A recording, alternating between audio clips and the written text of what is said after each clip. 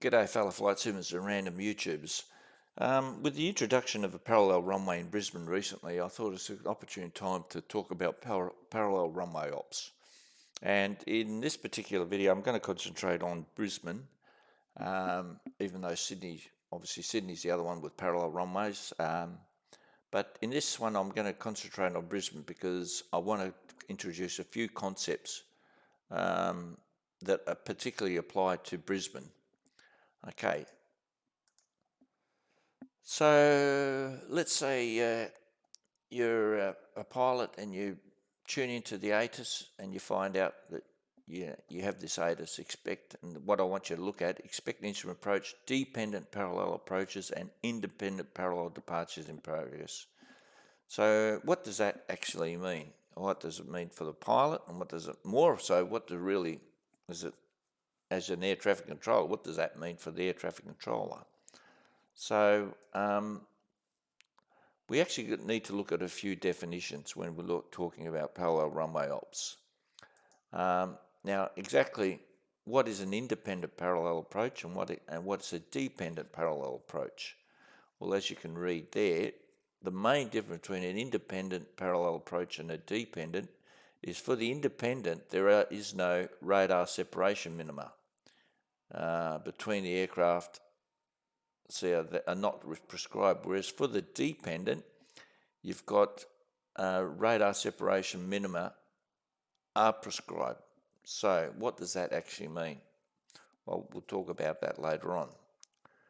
And then you have what they call a normal operating zone, which is an area of airspace or defined dimension extending to either side of the ILS localizer course. So you can imagine this aircraft here, he's on this runway and there's the center line. And so it's a defined dimension. We won't talk about defined dimensions because it really doesn't. We don't really care.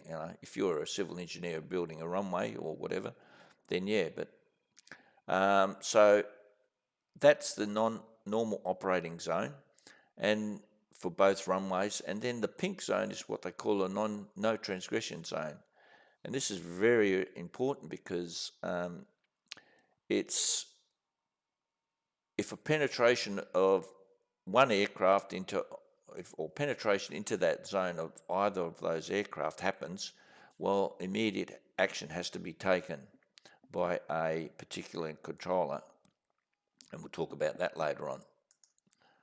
Okay, so with the current, the new ATC client, with VATSIS, you can show this non-transgression zone, which is this.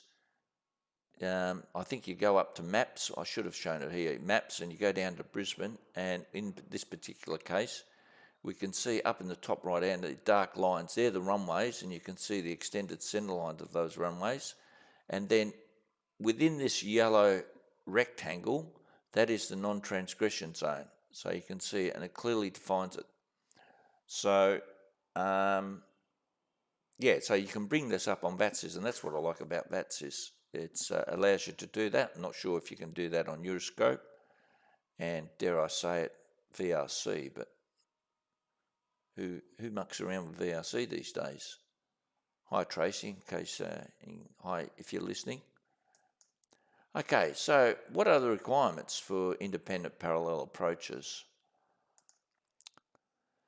Well, basically, you have to have surveillance radar, which is capable of IDing the aircraft, which these days, most airports, most radar controllers have all the surveillance radar able to do that.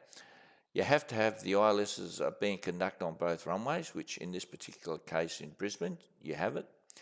The missed approach track also, one approach diverges by at least 30 degrees from the missed approach track of the adjacent runway, and I'll show you that later on. Aircraft advised of the runway ID as early as possible, and that's done mainly through the ATIS. Now, and also vectoring is to be used to intercept the ILS course. Now, basically what you try to do is you do it at a 30-degree intercept. Okay, so, and also as we saw, no transgression zone is established and depicted on the situation display, which we saw on the previous slide that we saw in the yellow rectangle. That's clearly shown. And then the aircraft shall not penetrate the non-transgression no transgression zone. Okay, so when you have independent parallel approaches are in progress, as I said earlier, ATC does not provide separation between aircraft on the adjacent approaches. In other words, it's as if the other runway doesn't exist, and that's why it's called independent. However, you do have an ATC which will monitor the aircraft on final approach, and he's called finals. And in this case, if you're logging on to VATSIS, it'll be in this sort of scenario, BN-F_APP. Now, if you're on VATSIS, you can't log into this. When there's no one else on you can't log in on this independently. There has to be another controller, whether Brisbane Approach North, and if he's on, then somebody else can come on Brisbane Approach South, and then you can come on as Brisbane Approach Finals, or Brisbane Finals, I should say. But if there's only one controller, he can look after Brisbane Approach North, South, and Finals. Okay, so if you're in the VATSIM environment, you've got to remember that. ATC may issue course corrections on discrete monitoring frequency, and as you'll see later on, it's Brisbane Finals is responsible for that. And if necessary, ATC will issue breakout instructions to the non-deviating if an aircraft on the adjacent approach penetrates the no transgression zone. So and I'll show you the phraseology for that later on, but it's important that ATC, the breakout instructions is given to the non-deviating, because it's basically saying, hey, look, there's an aircraft coming towards you. I've got to get you the heck out of the area, get you out of danger. Okay. So, and as I was saying, you've got two independent controllers when you're on independent parallel approach. You've got Brisbane North, and he's on 124.7, as in the real world. Brisbane South, which is 125.6, and then you've got down here Brisbane Finals, and he's on 119.25, and his job basically is to give breakout instructions or deviation. If there's an aircraft deviating off his final course, he's the guy that issues the instruction, and that's all he does. He basically monitors finals. I guess it's a pretty boring job, really, but anyhow, that's his job. Okay, so like I said, if you've got two aircraft that are on finals and one's deviating off his course, the finals guy, Brisbane Finals, will say velocity 123, you're deviating from your final approach course, turn left or right, whatever, depending, immediately, and return to your cleared approach. So obviously if he's left of the localizer, you tell him to turn right. So, and the guy, okay, so that's basically what he does. That's his phraseology. But let's say you see a guy coming into that no transgression zone. What he says, Brisbane Final says, breakout alert and Qantas 147. And he's the guy he's sort of sitting there, fat and happy on his glide path. And he's the one that's non-diverging. He's the guy that's been told to get the heck out of there, because there's another guy coming straight towards you or can conflict with you. So it'd be Qantas 147, turn left or right, immediately heading, and you give him a heading and climb to whatever heading or descend to whatever altitude. So now you as a pilot, if you ever get this instructions, it's a requirement you must be hand flown.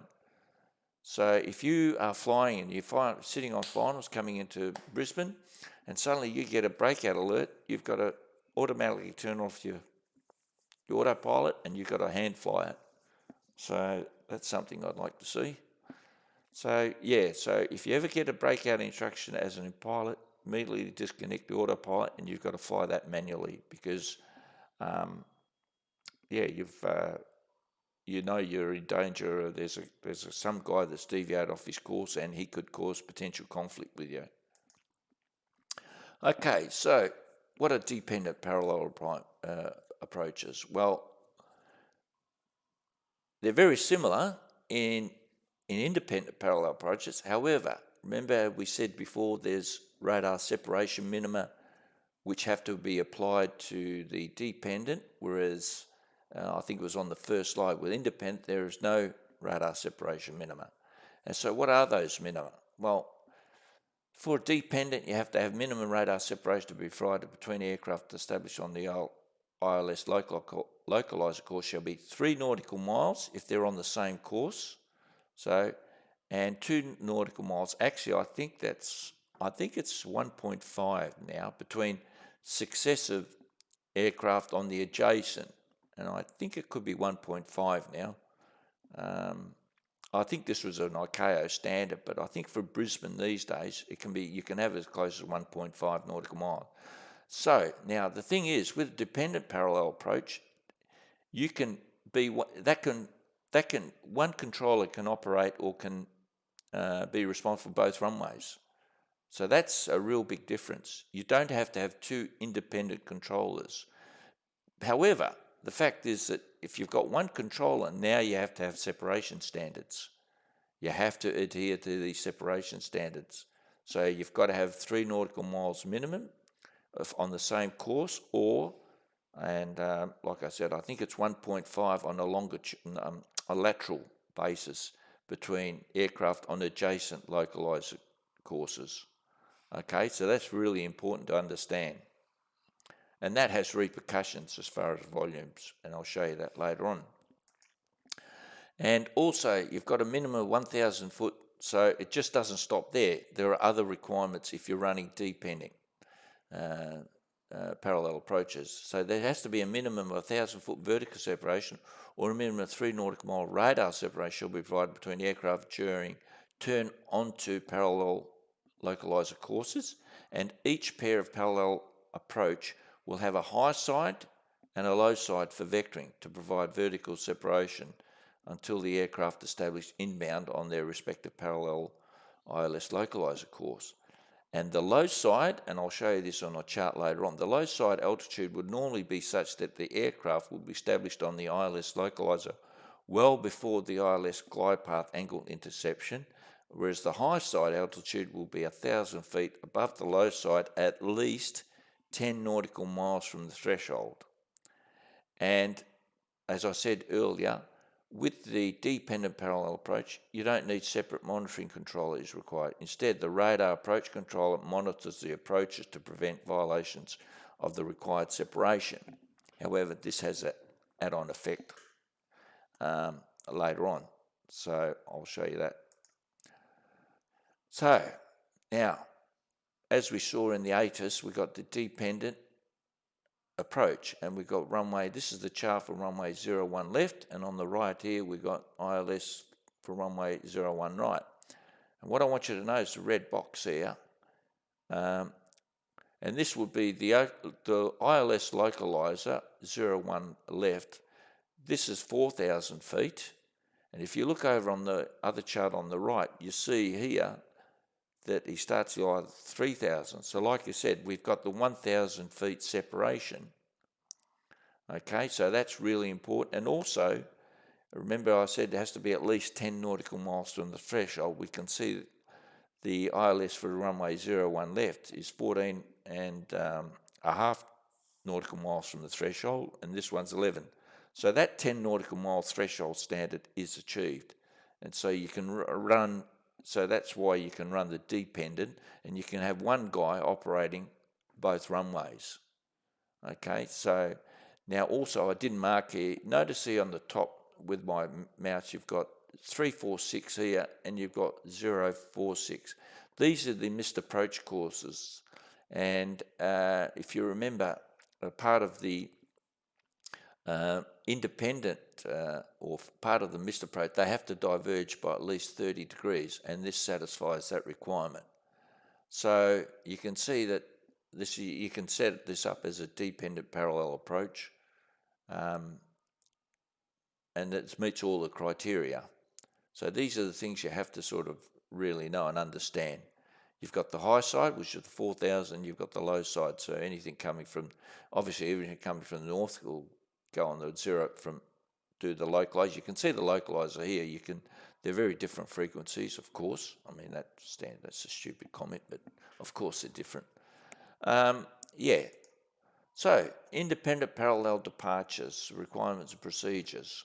Okay, so really, what's the if you see an independent departure, basically the tracks diverge by at least 15 degrees immediately after takeoff. And basically the SIDS do that. And actually it says down the bottom, the air traffic service operational procedures ensure that the required track event is achieved. And that's done through the SIDS. If you look up all the SIDS that depart 0, 1 left and right, you'll see that they all diverge by at least 15 degrees.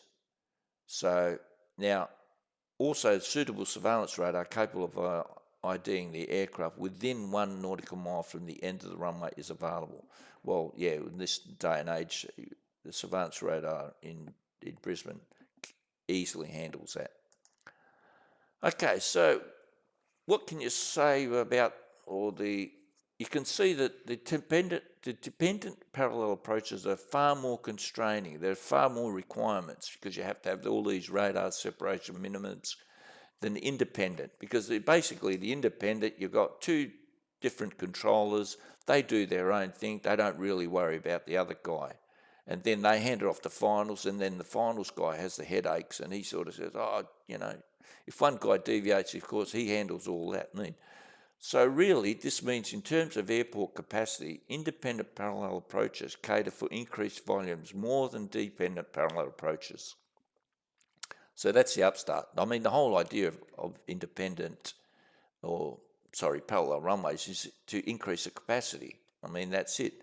But you can see that the independent ones are far more efficient, or will handle a lot more aircraft, because the requirements to operate independent parallel approaches are less constraining than the dependent.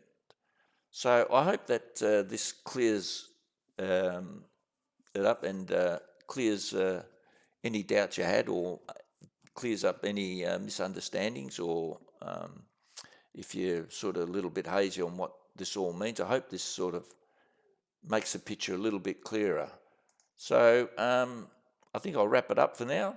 All I can say is thanks for watching, and till next time, take care. Cheers.